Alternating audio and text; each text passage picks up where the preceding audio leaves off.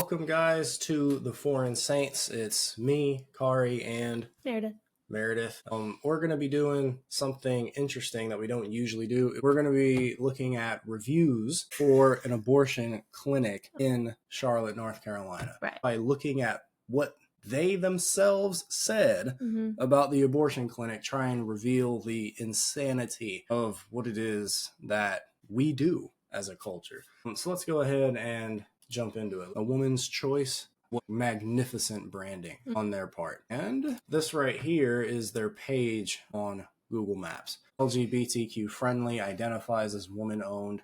I don't know what any of that means. I'm pretty certain if the place identified as male owned, but it still performed abortions, people would still go. So it's just more empowering if it's a woman doing it. Yeah, unless you're an unborn woman. Who's the first review that we've got on the docket then? Let's see, Chapco. Now, this is from 5 years ago, and we purposely picked these 3 reviews because they span across 10 years. This one is 5 years ago. Another one we'll talk about is like a year ago. Another one was like 2 years ago. So we're just going to read it. The extremely rude secretary laughed at me when I told her I changed my mind and that I wanted to keep the baby as I was crying. She looked at me with disgust. Almost every staff member there did. She was rude before I walked into the back, and she was rude to me when I had decided not to continue with the process. I hope she gets fired. I don't think she would for that. This environment should be supportive in guiding women in this serious decision. However, the entire time I was there, I felt completely devastated with zero emotional support and only one caring and concerned person there. Although the staff was quite large, please go somewhere else and do your research. This is scary and you should feel nothing but support. So some things that jump out at me in her review here. One is that it's 1 star. Okay, so she was not a fan of her experience, but keep this in mind. She was not a fan of her experience per se, but I'm not entirely sure that means that she didn't go through with it. Yeah, that she like regrets having the abortion in the first place. Yeah. Well, actually, no, she does, because she said that she did change I changed my mind. Yeah. And that she wanted to keep the baby as she was crying. So that's pretty wild. Laughed at her, bruh. Laughed at her. It's pretty wild that a place that's called A Woman's Choice is laughing at a woman for making a different choice. These places are not designed for women to choose anything other than child murder. For me, with this review, it says the quiet part out loud, is that your only choice is abortion that we will support. Like, that's the only choice that we're going to support in this endeavor. Because if you want a women's healthcare practitioner who's going to support you in a holistic manner, that's your OBG. That's your family medicine doctor. Those are the ones that look at your health in a holistic, well-rounded manner, including all facets of your life. They're the ones that will connect you with assistance if you need it, like WIC or SNAP, Medicaid, all of those things if that's a need. When she says that the environment should be supportive in guiding women in this serious decision, that's the bit that really annoys me with the rhetoric is, we talk as if there are no other places outside of abortion mills that actually care about a holistic look at women's health care. And I'm like, that's demonstrably untrue. When she says you should feel nothing but support, should you? Should you? Again, if you guys are anyone that's a regular listener or not, I just put a video up today, The Kind Bully. You should definitely give it a listen. But she's saying that you should feel nothing but support. Philosophically speaking, you need to prove that. Is the decision you're making something that a morally cognizant person ought to support? Or are you just saying that because you're in your emotions and because you're in a tough time in life, I should just support you no matter what you do, in the sense of, hey, whatever way you're deciding to handle your situation is right and okay because it's you? That doesn't make much sense at all. And to me, it goes against this idea of informed consent, right? Like, if I'm going, as I'm not a healthcare practitioner, but I would imagine, as someone who is, that you want to make sure that your patients are getting true informed consent. Well, that would be the idea. Right. Yeah, if the person actually cares about listening to information. Right. Then, yeah. Which again, I say, in order to get that, you would have to have a holistic healthcare. Like, if you are, going to this clinic More like like if you're not getting an abortion, why are you here? they have Why no are you? Yeah. purpose for you to take up their time. Right. Like people argue all the time about Planned Parenthood and they offer all these things. If you call up your local Planned Parenthood and you ask for a mammogram, they're going to be like, what? Indeed. STD testing, what? Because it's just not what they do. So. And who's next on the docket? The next one is Chrissy Z. And Chrissy Z, another 1-star. We're saving the 5-star one for the end. This is the one that made my stomach flip. So let's do it. Yep. All right, so do your research before selecting this facility. I'd like to call it an office, or better, a center for women, as they prefer to be called, but it's honestly anything but. Yes, their doctor has been performing these procedures for over 20 years and is a great physician. Their adolescent staff is another issue altogether. I visited this facility in April and had no complications whatsoever with my surgical option. But the day I arrived for my appointment, they told me I was less weeks along than estimated and I could opt for the pill instead. This would mean I would have to come in on another day. However, I immediately and politely declined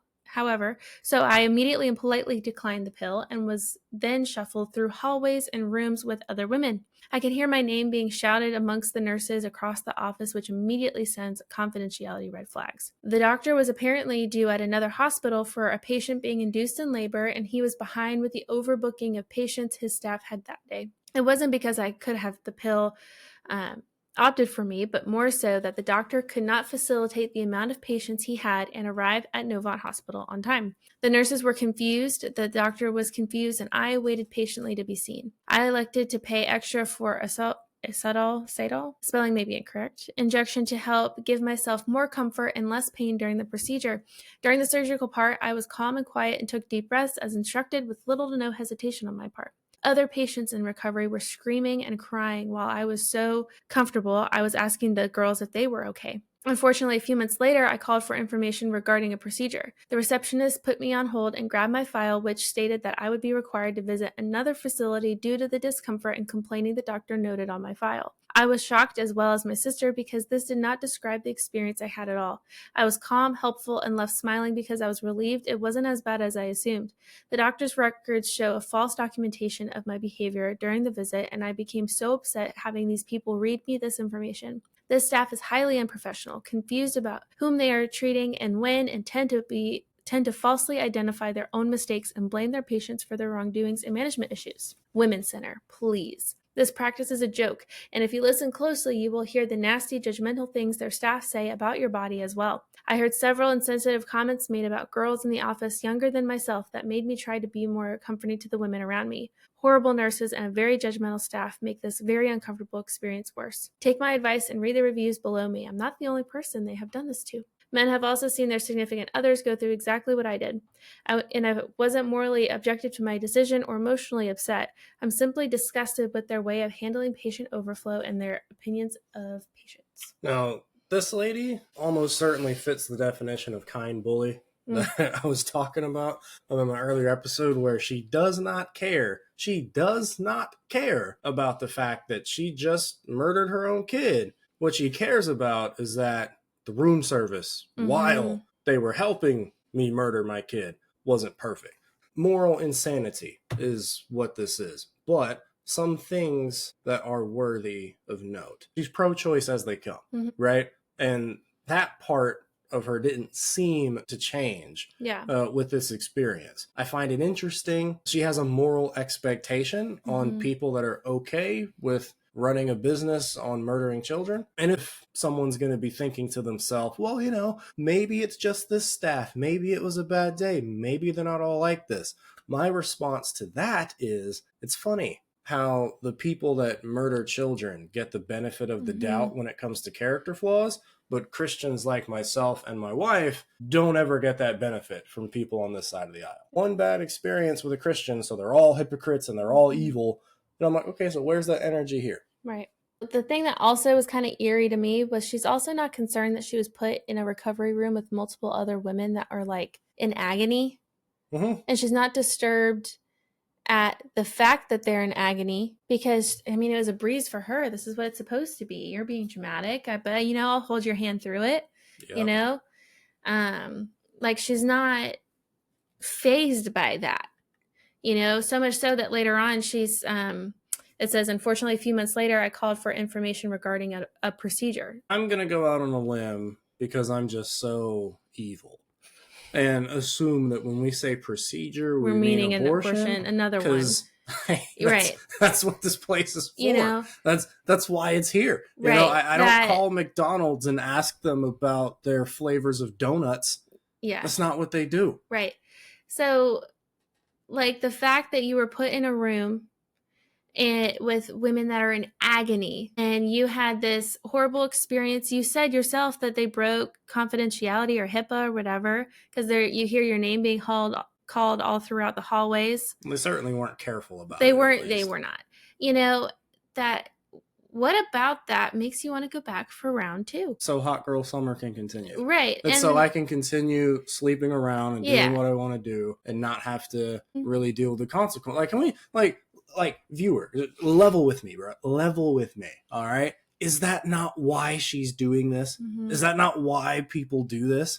You know, we got one more review to look at, but before we get there, I want to show you guys this verse in Isaiah 29:13. Now, Jesus will apply this passage to the Pharisees of his day when he says that the Pharisees had traditions, had a way of doing things that nullified the commandment of God, citing it as an explanation for the moral insanity. The Lord said, because this people draw near with their mouth and honor me with their lips, while their hearts are far from me, and their fear of me is a commandment taught by men. Behold, I will again do wonderful things with this people, with wonder upon wonder. This is sarcasm, because the very next thing that he says, what is the wonder he will do? Is that the wisdom of their wise men shall perish, and the discernment of their discerning men shall be hidden. All right? There are a lot of people that will give a lip service to God by saying things like, I might be pro-abortion, but I'm still a Christian. Or, you know, I'm spiritual. I've got my own religion with God. I've got my own relationship with God. All of this stuff is giving a kind of honor to the one true God with your lips. But while you're still murdering children or advocating that people should have the right to be able to murder their children, your heart is far from God. And so what is the judgment? You will become a fool. You will progressively lose the ability to tell the difference between true moral right and true moral wrong. Mm-hmm. And we are seeing that displayed in these reviews, where women are caring way more about people giving them a pat on the back and patting their head and, oh, there you go. Shout your abortion. Versus the fact that there are corpses of children in the trash cans here. And you paid for people to do that. This is insane. You who hide deep from the Lord at your counsel, whose deeds are in the dark, and who say, who sees us? Who knows us? You turn things upside down. Shall the potter be regarded as the clay? Are you going to regard God as if he's just another human? That the thing made you should say of its maker, God, he didn't make me. Or the thing formed, say of him who formed it, he has no understanding. That's the moral insanity you get into. You push into this and you truly believe, like an idiot, that the one that made you doesn't have a better understanding of how things are supposed to work than you do. Mm-hmm. Absolutely insane. And it's going to have a lot of relevance on the last review that we do. Yeah. Salem Vargas, a 5-star one and a recent one from a year ago. Why would we show a 5-star review? Let's find out. Let's start by saying I am a pre-transition male. All right, so let's get our terms right. Yes. So this means that this person was born biologically female. Mm-hmm. And is transitioning. And before you ask how we know this person was a biological female, do you see where she went? Where she went and what she is getting done. All right. All right. Let's start by saying I am a pre-transition male. I got in for my appointment and filled out the paperwork they give you. I was terrified of putting the pronouns I wanted to use on the form, but I did. As soon as I got to the payment window, the nurse at that window used my correct pronouns on the form. The same nurse corrected other nurses on my pronouns, as well as the nurse that did my ultrasound and pre-checkup before the procedure. That's 2 more people. When I was led back to the waiting room before my procedure, the nurse that was giving out pre-op meds actually asked me what my preferred name was. I've always been scared of being trans in the South. especially when it comes to having medical procedures done, because I don't want to get rejected just because I'm trans. But this staff made me feel so safe about being who I am. The effort each one put in to correct a nurse that made a mistake using my dead name or wrong pronouns made me want to cry. Especially after the procedure, the nurses that attend to you in the recovery area are so delicate with each patient. I've never felt more safe in a medical setting, and I just want to thank you for all the nurses at this clinic. And we got a response from the owner. Salem, thank you so much for sharing your experience. Your words help others know they are safe and respected here with us. It is our honor. All right, Meredith, go off. Go off and cook.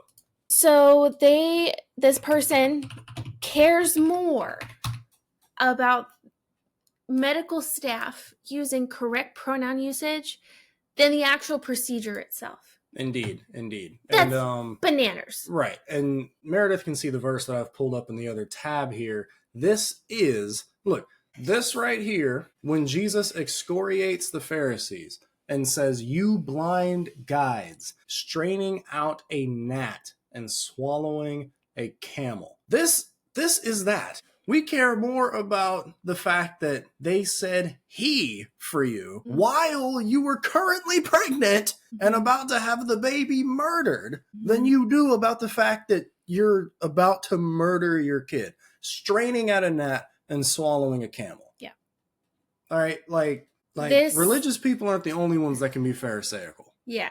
This also reads as if I'm supposed to picture this person with the same level of affliction as a Black man in Jim Crow South. He is terrified of putting the pronouns that he wants to use on the form, but he did. You know, there was all this boldness and bravery and courage, all of this for just existing. For something that they're going to do for you anyway. Because your money is just as green as mine. Right. It's not to say that they haven't experienced some level of rudeness and just evil in the South, because I've experienced that too. Look, we both have probably experienced similar things. But because I actually have a relationship with my creator, have a solidity in my identity that this person does not. So when outside forces threaten their identity, they get insecure. I'm secure. No, I know who made me. Yeah. I know who made me. I know who remade me. Yeah. I know what he's making me into. So if other people don't see that, then, I mean, okay, like, they're not the creator. Yeah. Kick rocks. I'm being generous by assuming that they actually are suffering from gender dysphoria. I would assume so, but considering that this person was able to experience enough, intimate pleasure to be able to have a child, it makes me doubt that they're actually suffering from gender dysphoria. Because if you're dysphoric about your physical body, you hate your physical flesh, and you don't like living out your biological reality. But this person was able to live it out enough to get pregnant and need an abortion. So I have reasons to doubt this entire setup here. The other part that really got me was how chilling is it to hear somebody say the safest they've ever felt in a medical setting is when they were murdering their kid. This is the safe. First off, let's just call cap. This is the safest you felt in the medical setting? Really? You're telling me that you felt safer here than in every urgent care you've ever been to? You felt safer here than any Walgreens you ever went to like get a shot or like pick up anything medical. This is the safest? Right. Or even just a doctor's appointment with no medical intervention. Just a checkup. Yeah, just a checkup. Just a checkup talking with your primary. Like, you didn't feel safe, like safer there. You felt safer when you're having a surgical procedure done. That is actually insane. That alone kind of showcases the disconnect from reality. Psalm 75. You guys can see it on the screen. God is the one that's claiming that at a set time that he appoints, he will judge with equity. And I promise you, a lot of people are not going to like that day. A lot of people aren't going to like that day. For in the hand of the Lord there is a cup with foaming wine, well mixed, and he pours out from it. And all the wicked of the earth shall drain it down to the dregs. All right? All the wicked. You think you're righteous. You're murdering your children. You feel no remorse for it. You advocate that other women should have the right to do the same, and you have the audacity to fix your lips to say that you have a relationship with the one true God who establishes his throne in justice? Nah, bro. Nah, bro. Look, the offer for repentance and new life is available to you. Yes, God forgives, but God would never forgive you while you're entrenched in your pride and thinking that murdering your own children is not something that needs forgiveness. Yeah. How's God supposed to forgive you if you never ask for it? Insane. Yeah. Absolutely insane. Some people might accuse us, oh, you had 2 1-star reviews and 1 5-star review. Look, the point of this wasn't try to out a woman's choice of Charlotte as being like some place that uses rusty scalpels and all this other stuff. Yeah. They might have the most sanitary practice in Charlotte for all I care. This video was to show the moral insanity of people across 1-star and 5-star reviews, that they critique everything except the murder of children that happened on their dime. On their dime. All right? Now, hopefully some people hear this and hear these critiques and wake up to this. Yeah, this is absolutely nuts. This is absolutely insane. Keep in mind, none of these women mentioned being in poverty. None of these women mentioned that they were abused or raped or anything like that. All of these were elective abortions of convenience. And also, most of the reviews that you'll read on Google are elective. Yeah. They're elective. No trauma happened. Again, we're not making these reviews up. Yeah. You can read even more. There's like 90 something on this page. Most of these reviews, ladies that did not have a trauma inflicted upon them. They're married. Elective. You got people taking time off from their jobs. You have a stable job that pays you, and you're able, even through your pregnancy, I guess, to be able to work there long enough to have enough PTO bank to take a weekend trip to Charlotte to get. What are we doing here, man? Yeah. What are we doing here, man? I thought y'all was oppressed. I thought y'all had no other option. I thought we were advocating for this for the 1% of women that are, raped as a 12-year-old. I think you ain't wrong. But I thought nobody used abortion as birth control. Oh, no, of course not. Okay, all right. I mean, from what they're saying, it sounds like abortion is birth control. But it's whatever, man. It's whatever. Yeah. This episode's already getting a little long. Not that everything stayed. Some stuff was left on the cutting room floor. As y'all listening are aware. Check out the podcast, Follow us on Instagram, TikTok now, for shorter form content. But yeah, until next time, y'all, go in peace.